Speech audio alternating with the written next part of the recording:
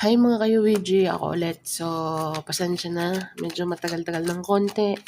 Pero at least nandito na ako. So, pasensya na po kung may mga maririnig kayo sa background kasi wala po akong mic. So, tingnan natin kung ano kaganapan.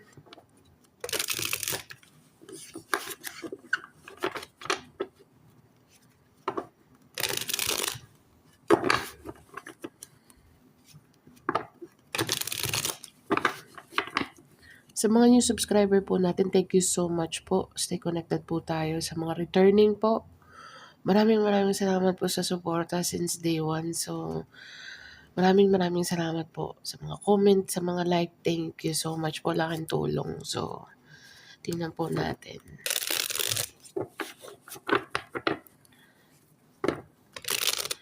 Sa mga hindi po makaka-resonate today, better luck next time po. Okay, sa mga makaka-resonate, thank you po in advance. So, let's see.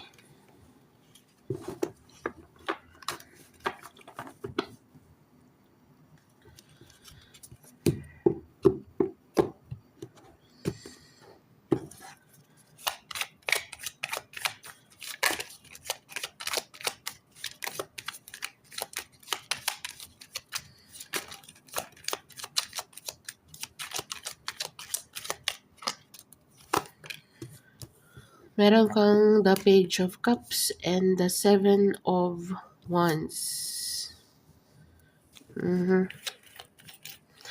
Challenge, competition.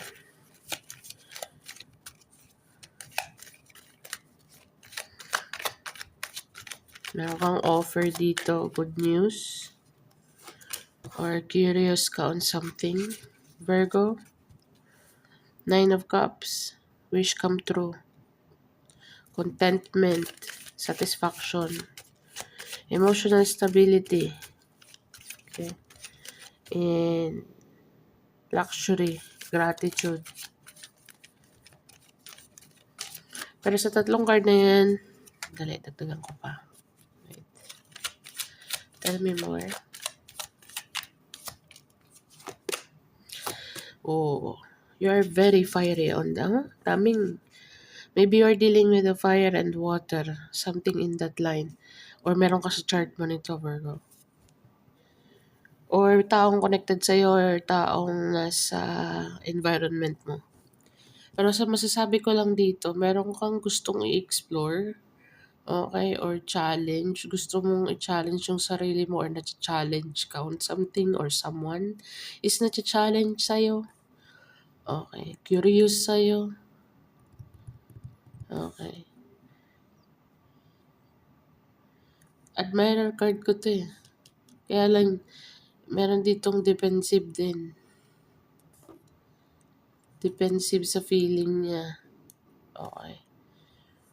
Or pinipigilan kind of energy. Kasi kung sa makikita mo dito, Nine of Cups at saka Queen of Wands, kung i-combine mo tong dalawa na to, independent, Nine of Pentacles pala yung independent, meaning emotionally satisfied ka. Hindi ka nag-aantay ng kahit na anong validation ng kahit kanino when it comes to emotion. You just do your own way, do your own thing. Kung ayaw-ayaw, kung gusto-gusto, meron kang mentality ganun. Kung sino yung mga dadaan, dumaan. Kung sino yung mga lalabas ng pinto, lumabas. Gusto nyo, pagbuksan ko pa kayo. Kind of energy with the Queen of Wands. Okay, kasi alam mo sa sarili mo na people come and goes. Para tuloy meron akong na people come and goes, but you know why stick. Ayun ba yan? O bitches come and go. Sorry. Pero sa energy na to, meron kang admirer dito pero pinipigilan lang. Or meron kang gustong curious ka on something or curious ka on someone. Okay?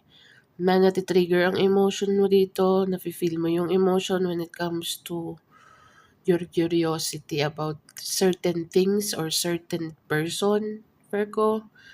Okay. Let's just say, nandun na rin yung excitement with the Queen of Wands. Ang Queen of Wands kasi is very fiery, passionate, go-getter energy. Okay. You will go after your dreams and desire, wish come true with the Nine of Cups. Okay. Let me see. Tell me more.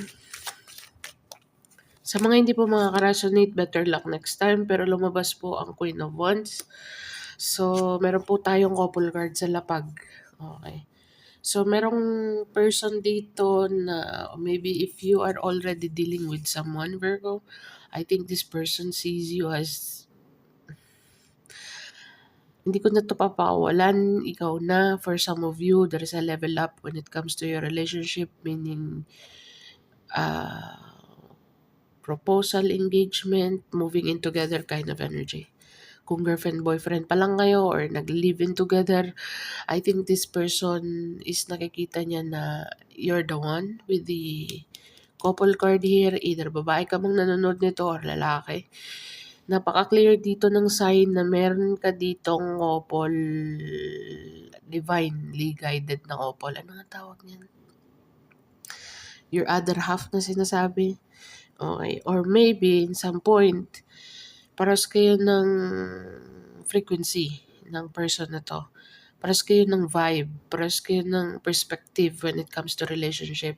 So, that's why nako-curious kayo sa isa't isa. If you are already with someone, Virgo, para yun sa mga nag-a-attempt or single or yung sinasabi kong out of curiosity, paras kayong curious sa isa't isa. Para naman po sa mga Virgos na meron ng live-in together, this person, nag-iisip na siyang i-level up ang inyong relationship dahil sa nakikita niyang you are full package, husband or wifey material kind of energy. So, ikaw na, kaya lang naku-curious siya dito. Meron pang mga naysayer dito with the Seven of Wands. Okay. Just trust the process here, Virgo, kasi meron ditong mga good news and good opportunity coming in. Okay, with the Page of Cups. So, if you are planning to level up your relationship, it is possible. Nandito ang possibility present. So, okay. Sa mga Virgo naman na single, meron ditong another person na curious sa'yo, namimisteryohan sa'yo. Okay, but at the same time, ganun din ang nararamdaman mo sa person na to out of curiosity. So, yeah, pero nagmamatch ang energy nyo dito. Frequency nyo is like, ang tawag niyan, nasa 5 to 8 hertz ka, nasa 5 to 8 hertz. 8 hertz din siya. So, ang perspective niyo when it comes to love or perspective niyo when it comes to passion is talagang on fire. Parehas kayo ng, basta, ulit-ulit.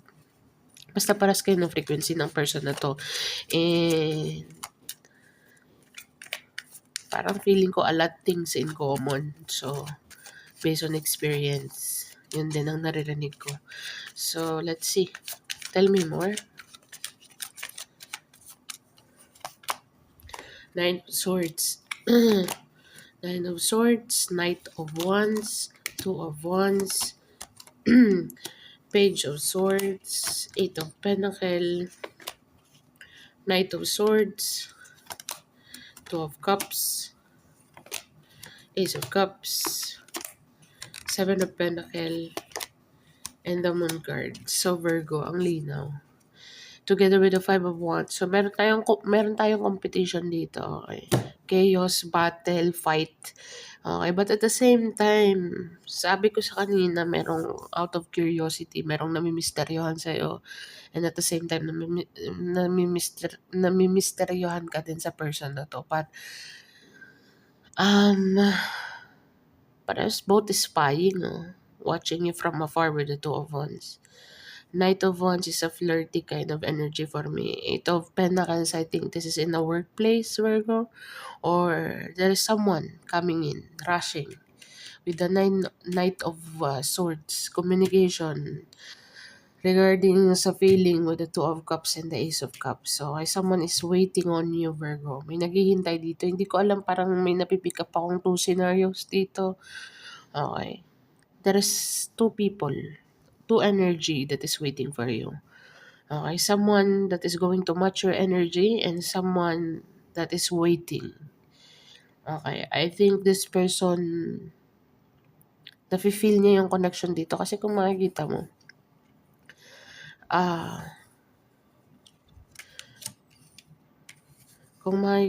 Two of Cups at saka Ace of Cups together with the Seven of Pentacles to the Moon card, someone is like secretively waiting for you. Okay, may naghihintay sa'yo dito, merong nagpaplano ng kung anong magiging moves with the Knight of Wands, planning to move towards you fast and fast communication, but someone is having a sleepless nights, thinking about it, how to approach you. So, meron ditong spying. I think this is when it comes to work. Okay. Pero meron ditong fight, conflict, chaos, you name it, Virgo. But someone is coming in, Virgo. Okay? Offering the emotion, love, new love, past love, when it comes to past lives. Hindi ko nakikita yung ex dito. Possible, okay. Kasi meron tayong waiting. Possible dito. Pero I think this is more on newness. Nakilala mo lang recently or something in that line na nagkaroon ng chemistry. And then you see yourself there and this person, nakikita niya rin yung sarili niya sa'yo, tsaka ikaw, nakita mo rin yung sarili mo sa kanya. And meron tayong waiting game dito with the Two of Wands together with the Seven of Pentacles. And both of you are secretively doing something. Both of you are doing or working out on something. Okay. Ano ba yung something? Nakakainis sometimes mapakinggan yung something, hindi ko lang alam. Yung mga ganung words. Queen of Swords. Okay. Pares nga kayo, nagka-cut off kayo ng mga BS dito. So, pares kayo nagka-cut off or na para hindi maapektuhan ng future. Okay. Past person, past scenario, pares kayong leave the toxicity behind or the person or places and things that no longer serving your highest good. Okay. Lesson learned, let it go, let it fly. With the Queen of Swords. Paras kayong nagka-cut off. Okay. And someone here, parang na siguro out of business with the Eight of Pentacles. Meron ditong hindi makapigil na sulyapan ka. Okay. And someone, meron talaga ditong gustong mag-rush in to come towards you, offer their love, offer new beginning in love. Let's do this. Let's move in together. As I said kanina, marriage, proposal. You know what I mean, Virgo. Pero you, on the another hand, meron ka ditong focus on career. And I think secretively you are thinking, meron kang iniisip dito na both of you is parang nag-invest na kayo sa isa't isa. So, you leave it there. Hindi ka ganun ka-obsess. Pero meron tayong nine of swords eh. Hindi ko alam kung sinong obsessed dito. Either ikaw or the another person or both of you. Okay, so expect some communication. Okay, when it comes to planning things forward, Virgo. Okay, hindi ko alam kung sino yan para sa'yo. Pero I think, as I said, merong ang dalawang scenario dito. I think, isa sa work mo at isa sa outer. I mean, meron ka sa work and then meron ka din sa meron ka din I don't know kung saan. Diba? Nakakainis pakinggan, I don't know kung saan. Tarot reader ka, hindi mo alam. Hindi naman po lahat. Kasi, silip-silip lang at saka mga possibilities lang na energy na mangyari. Hindi naman talaga ako ganun ka-expert na, you know what I mean. Mas marami diyang mga gagaling na merong mga dates talaga, tapos specific time, colors, kailan mo yun ang mga legit meaning, yung mga ganong reader talagang veteran. Okay, so ako nasa medium pa lang ako, so ine-exercise ko pa yung mga kailangang i-exercise. So, kaya marami pa akong kakainin bigas din. So, wow, may 3 of Swords. So, yun na nakikita ko dito. For instance, Virgo, as I said, meron ang 2 scenarios dito. I think meron defensive energy dito with the Wounded Warrior card with the 3 of Swords. Meron ka talagang ika-cut off dito na talagang masasaktan, or maybe someone will cut you off, or maybe ikaw ang heartbroken dito. Okay. But for some of you, either way, if may kinut off or the one who got away, or maybe ikaw ang iniwan or ikaw mang iiwan, merong kapalit. Meaning, merong mas deserve. Okay. Kung bawa, sa part na ikaw ang iniwan, merong mas totally everything happens for a reason. Merong talagang yung deserve mo na para sa'yo talaga. Para bagang na you learn your lesson already from the another person. So, final test na sinasabi, or yung result ng examination mo, or yung result ng test sa'yo after relationship to another relationship to another relationship kind of energy. Kasi meron tayo ditong couple card, divinely guided. I think both of you been through a lot when it comes to relationship. You know what I mean, Virgo. And this, the another person in the workplace, meron ditong admirer na talagang heartbroken din. Okay, kasi makikita niya na, or mafe-feel niya na you are someone that is looking for stability, security, all about practicality, future, you know what I mean, long-term kind of energy. And someone here is like, hindi niya, siguro wala pa siyang capacity na gawin yon, or meron man siyang capacity pero marami siyang responsibility, or marami siyang, you know what I mean, Virgo. Responsibility, maybe family or religious background, belief system, something in that line. And yun, on the other hand, meron ka ditong moving forward, just doing your own thing, going after your, go after your dreams and desires here, exploring new things, Virgo. And then, all of a sudden, meron ditong person na talagang meant to be. Okay. Meant to be together. Meron ditong waiting game also. Merong nag-iintay sa'yo, or baka paintay-intay kayo. Itong read na to is just like parang in one word, calling in your soulmate kind of energy. The more na nasa higher frequency ka, the more na you don't care at all. Like, as I said kanina, bukas ang pinto, people come and go, kung sino mag-stay, stay, kung ayaw. Something, hindi, you are not going to force anything. You're tired of it, you learn your lesson, and you're good. Whatever it is, whatever, come what may, meaning, kung sino yung talagang totoo, yun ang mag-i-stay. So, pero, ang pinaka-highlights din dito is yung 2 of Cups and the Ace of Cups, 7 of Pentacles, waiting game. This is a love of a lifetime with a couple card on top. Okay, so, meron lang dito, both of you are working out on something behind the scene. Baka tong person na to is pinuputol niya na lahat ng mga connection niya before, mga toxicity, and hindi lang people, kundi character-wise na rin, at saka, you know what I mean, Virgo. And you on the other hand, the same thing. Mga toxic behavior, lahat parang may reset dito with the cut off. Secretively, okay, both of you is facing your own demon. Ifini-face niya din yung own demon niya, and you are facing your own demon too. So, when you get together and this happened, 2 of Cups and the Ace of Cups, there is a waiting there. While waiting, para bagang nire-rejuvenate niyo yung the whole thing. People, places, and things, and yourself also. Okay, so, kung sino man tong mga heartbroken, okay, this person is already a wounded warrior, or maybe you are, Virgo, you are aware na ang person na to is just like,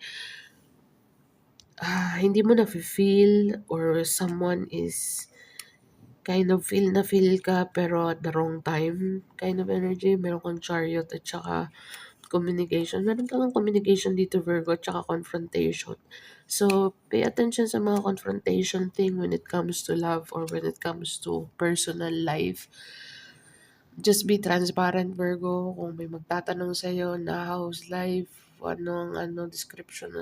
Hindi ko naman sinabi na magpa-imbestiga ka or may police or something. Basta kung may mga magtatanong, it's up to you, Virgo. Use your own discernment. But this person, ang dami niyang gustong malaman sa'yo kung sino man tong mga heartbroken. Okay. Pero meron dito talaga someone na legit na talagang naghihintay sa'yo until up to now. Okay. If hindi to person from the past, Virgo, this is definitely someone na single din until now, na paulit-ulit din sa relationship until they met you. And the same as you are. If you are a Virgo not waiting on someone, you are not waiting actually, kasi kasasabi ko lang kanina, hindi naghahanap ng validation. Either sometimes sumasagi sa isip mo na kailangan mo ng someone, but I think you are more on let it go and let it God do it. You know what I mean? For those singles lang. Para naman sa mga Virgo, mayroon ng mga partners. This partner, Virgo, is pushing the relationship into the next level. Nakikita niya na yung sarili niya from you, for you. Like, from you, for you. Nakikita niya na yung sarili niya 20, 40, 50 years along the road or down the road. Yeah. So, yun lang masasabi ko, Virgo. Okay. It can both resonates for singles and in a relationship. Okay. So, yun lang nakikita ko dito, Virgo. Sana naman po ay nakaresonate. Sa mga hindi pa makaka-resonate, better luck next time po. Okay. Don't shoot the messenger. Wala po tayong gender sa energy. So, thank you so much. Let's see.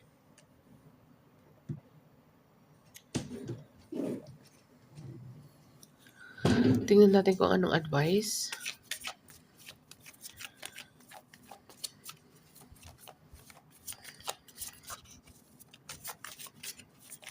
Meron kang admirer sa workplace, Virgo, and meron kang literal na naghihintay sa'yo, talagang yung the love of your life.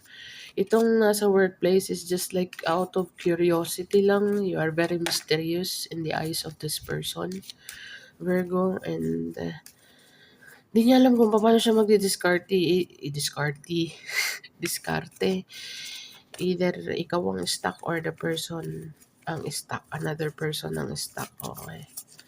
So, let's see. But either way, this person, talagang nakikita ka niya is mataas ang depensa mo dito, kaya hindi siya maka-flirt basta-basta with the Knight of Wands. Okay. But meron siya mga plano dito, but I think meron tayong Three of Swords cut off. Boom, boom, boom. You know what I mean? Kasi meron kang something behind the scene na you are waiting in the right time, in the right place, in the right person. And I think nafe-feel mo rin energetically or in your vein, in your dreams. Basta meron kang nafe-feel inside of you that there is someone. Okay. And nafe-feel mo na love is on the air when it comes to, you know what I mean, Virgo. Sana naman is nagigets yung sinasabi ko. Pasensya na, okay? Sa kung nabubulol-pulol ako minsan, meaning yung Ace of Cups and Two of Cups, Virgo. Okay, so nafe-feel mo na siya. It's up to you. If you are already in a partnership, this person is just like putting the relationship into the next level. And if you are a single, nafe-feel mo na that this person is coming in.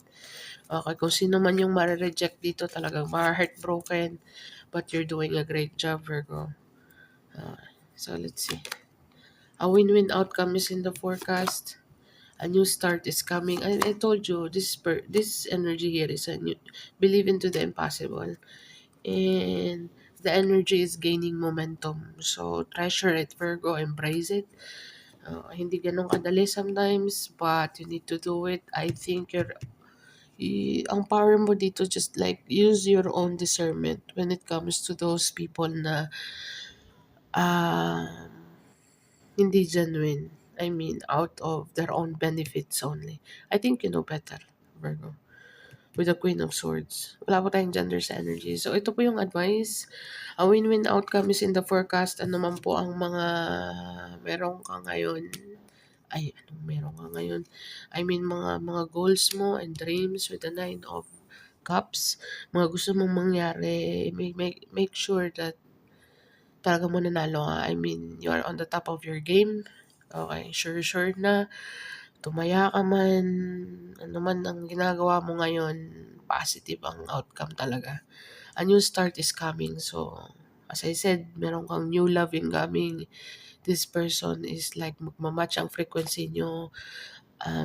Mafe-feel nyo yung isa't isa na wow, nakikita ko yung sarili ko sa kanya, and this another person is nakikita niya rin yung sarili niya sa'yo. So, sana naman ay nagkits ako. Believe into the impossible. Baka iniisip mo, ay naku, nadara na naman wag kang nega, Virgings. So just believe into the impossible. The more na you let it go, pero you believe, yung attach ka sa detach ka sa outcome. Kasi yung attachment, the more na ino-overthink mo, the more nang layo eh. Kumbaga, sa tubig na pinakaulo mo, ang tagal kumulo kapag ka binabantayan mo eh. Pero pag you are just doing your own thing in a everyday basis, yung task mo, saka na mapapasok yung new love na talagang very unexpected na hindi mo in-expect na today.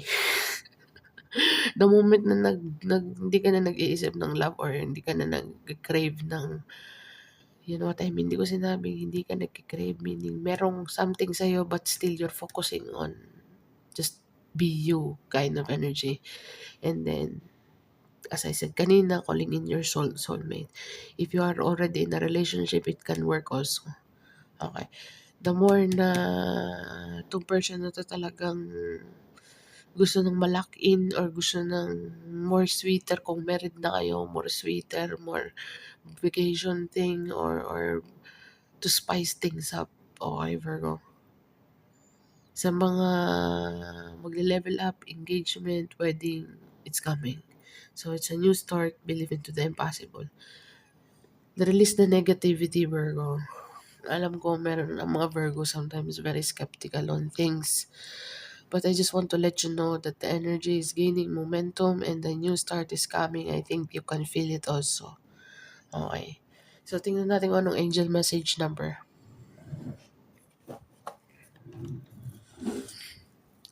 Anong angel message number para sa ating mga UVG Collective? Google mo siya, angel message number.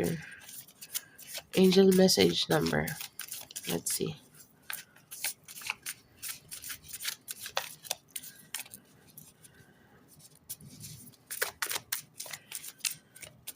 Sa mga di pa makaka-resonate, better luck next time po, okay? Sa mga makaka-resonate, thank you po in advance. Meron kang Queen. Meron kang 8. 8 to 824 Virgo. So, meron kang mensahe dyan, maaaring makaresonate sa sitwasyon mo. So, this is what I have for you, Virgo.